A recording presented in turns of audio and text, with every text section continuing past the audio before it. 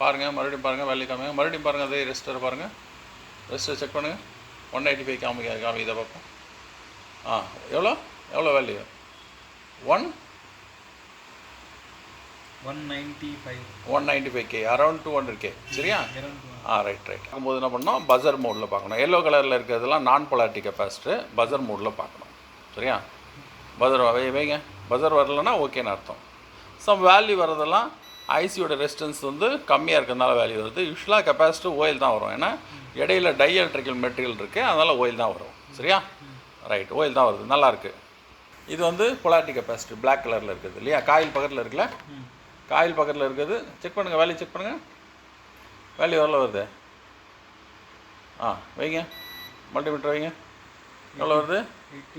ஆமாம், 850 அது போலாம் காமிக்குது. அது வந்து ஐசியோட ரெசிஸ்டன்ஸை காமிக்குது. கெப்பாசிட்டி எந்த கெப்பாசிட்டாக இருந்தாலும் ஓயில் தான் காமிக்கும். நார்மலாக பஸரில் வச்சு பார்த்தா நம்ம ரிப்பேரிங் ஆங்கிளில் பஸர் வந்துச்சுன்னா ஃபெயிலியர்னு சொல்கிறோம், இல்லை லோம்ஸ் வந்தாலும் ஃபெயிலியர்னு சொல்கிறோம். அது ரிலேட்டட் சர்க்யூட். சரியா? ரைட். R22 போட்டிருக்கு காயில், அதெல்லாம் அவுட்புட் காயில். பெரிய பெரிய கெப்பாசிட்டியில் பெரிய பெரிய இதெல்லாம் இருக்கிறது வந்து அவுட்புட் காயில். என்ன வேல்யூ வருது? 0 தான் வரும். 200 ohmஸில் வைங்க. ஒரே நிமிஷம். காயில் 0.8 வருது. 0 வரக்கூடாது, ஓயிலும் வரக்கூடாது. புரியுதா? ஓப்பனாக வரக்கூடாது, ஷார்ட்டும் வரக்கூடாது. சரியா? Right. Double diode D23 check பண்ணுங்கள், வேல்யூ செக் பண்ணுங்கள்.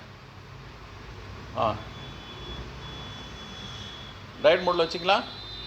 டயட் மோடில் மாற்றுங்க. Diode mode yellow colour button எடுத்துங்க. Diode mode right. இப்போ பாருங்கள், வேல்யூ செக் பண்ணுங்கள், எவ்வளோ வருது? 162 வருது. அடுத்த பின்னில் பாருங்கள், அதில் பாருங்கள், அதில் வைங்க, கரெக்டாக வைங்க. திருப்பி வைங்க, திருப்பி வைங்க, திருப்பி வைங்க. என்ன வேல்யூ வருது பாருங்கள். பாருங்கள், அதே தான் வருது. சரியா? இது வந்து டபுள் டயர்டு, 2 டைரெக்ஷனில் இருக்குது. சரியா? அடுத்து Q17 Q17 உங்கள் பக்கம் போர்டை திருப்பிங்க, வாட்டம் திருப்பிங்க, போர்டை திருப்பிங்க. Q17 இருக்குங்களா? Q17 லெஃப்டில் இருக்க பின், அதாவது லெஃப்டில் இருக்க பின்னு கேட்டு, ரைட்டில் இருக்கிறது சோர்ஸு, மேலே இருக்கிறது ட்ரெயின். அப்போது பிளாக்கை வந்து மேலே வச்சுங்க, ட்ரெயினில் வச்சுங்க, ரெட்டை வந்து சோர்ஸில் வைங்க. என்ன வேல்யூ வருது? ஏன்னா இது என் சேனல் மாஸ்பெட்டு, அது கேட், அதில் பார்க்கக்கூடாது, சோர்ஸில் பாருங்கள். என்ன வேல்யூ வருது?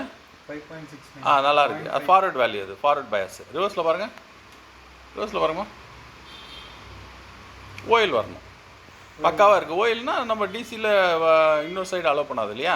ரைட்டு, நல்லா இருக்குது. இது வந்து சுவிட்சிங்காக மேஜர் ஐசி எஸ்ஐஓக்கு ஒரு சுவிட்சை போல் வேலை செய்யும், எலக்ட்ரானிக் சுவிட்சை போல் வேலை செய்யும்.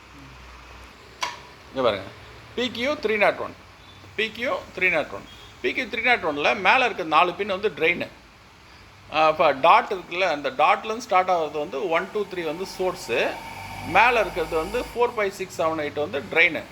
அப்போ ட்ரெயினில் பிளாக்கை வைங்க, சோர்ஸ் வந்து ரெட்டில் வைங்க. இது என் சேனல் வச்சிங்களா? என்ன வேல்யூ வருது? ஓயில் வருது,